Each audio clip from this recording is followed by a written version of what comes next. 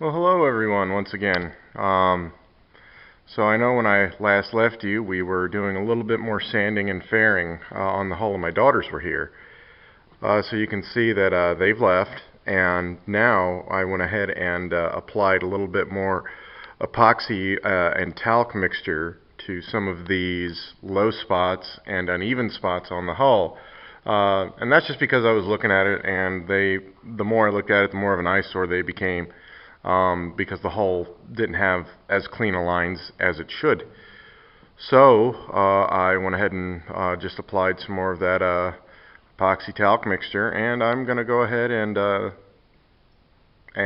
like I said, just finish sanding it today because it's pretty. It's a beautiful day. One, weather's gorgeous, and the epoxy is hardened real well. So I am not worried about trying to sand undried epoxy or barely dried epoxy. That being said, I figured I would go ahead and explain to you guys the tools that I use and kind of the progression that I go through when I fair this stuff down. And the first tool that I use more often than not is my angle sander or angle grinder. It's not really an angle grinder, it's an angle sander. Rotary, obviously, and it's a Craftsman. We picked it up pretty cheap, and it works great, but it's got 40 grit paper on there right now, and it's pretty rough stuff, so it's going to remove a large swath of material very quickly, and that's what I want. I want to get a lot of this, like a lot of this overhang here where it just kind of bled down, and a lot of this bubbled up stuff, and want to fair that right into and smooth that right into the hull. That's what we want to do.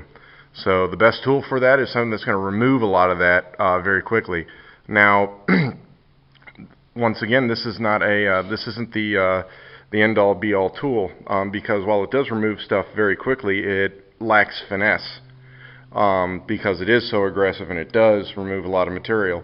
So once I'm done with this sander, I move on to my mouse, and a little bit more controllable. Obviously, it doesn't remove as much stuff as the rotary sander with the 40 grit on there, but this has 50 grit, and it oscillates. It's an oscillating sander, really good sander. I've used the ever-loving crap out of that thing.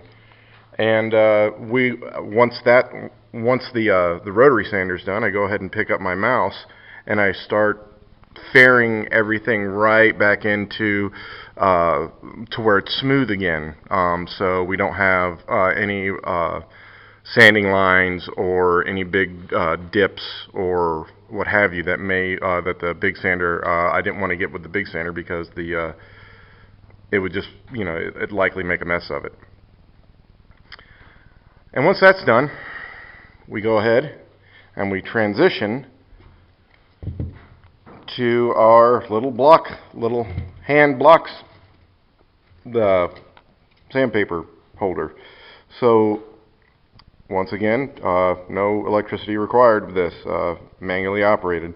And this is just for those final touches and just making sure that everything is just the way I want it and provides the utmost control. And obviously the slowest method, but the most controllable method. So you can literally see the progression of speed, of more speed and less controllability, to low speed, very low speed, and extreme controllability. So that's kind of where we're at. So I'm going to go ahead and get started, plug in, and I'll show you guys what that looks like when we're done.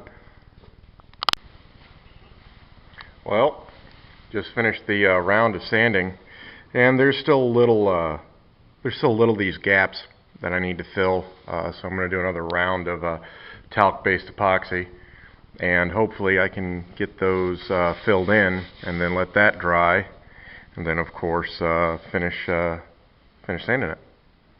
But it looks a lot better, especially on the stern. I'm particularly pleased with how this is starting to shape up. So hopefully, like I said, one more maybe serious round of that fairing compound, that fairing epoxy, and we can have her licked, and then pretty much get ready for the for the cloth. You know, and over here too, once again, got a little bit more to do yet, but I'm still pretty pleased with how that came out.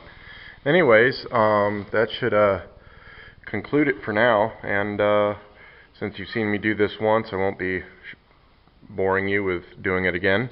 And hopefully the next time I make a video, it will be on putting the cloth on. So I'll talk to you guys then.